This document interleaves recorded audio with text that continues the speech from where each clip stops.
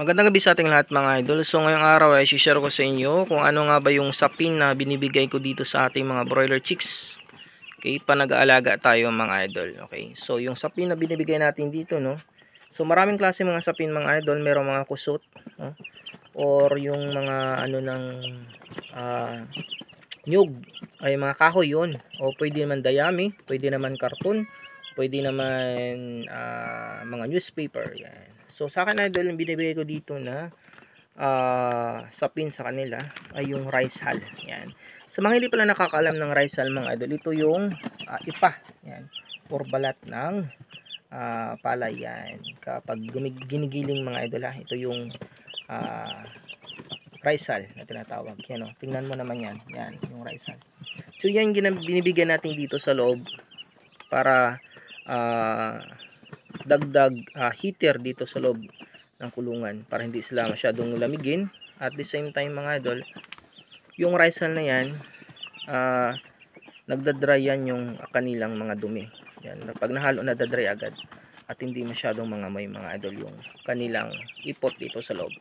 Pag nabasa naman yan, okay, kunyari nabasa na yung rice hull, so kuha ka naman ulit ng rice hull at lalagyan mo naman yan sa taas. Okay, panibagong rice hull dito sa taas para maging dry naman ulit doon. Yan yung ating cycle na ginagawa mga idol. So hanggang kailan, okay, hanggang kailan naman natin ibibigay yung sapin ito na rice hull. Okay, so ito naman tatakal ko sa inyo mga idol, no. So hanggang kailan ito? Hanggang 14 days kasi rainy season ngayon. So 14 days talaga to kasi malamig yung panahon at umuulan lagi.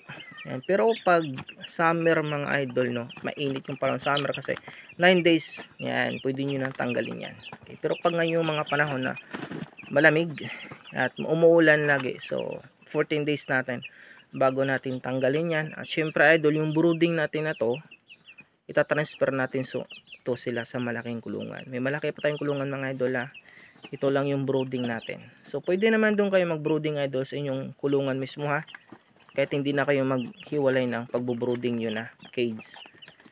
Pwede na kayo doon sa inyong malaking kulungan. Doon kayo na magbo-brooding. Pag doon na kayo, ay syempre tanggalin nyo na lang itong trapal.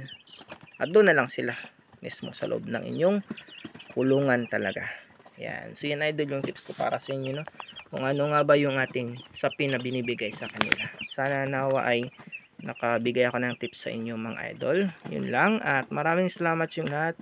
Happy farming and God bless mga idol.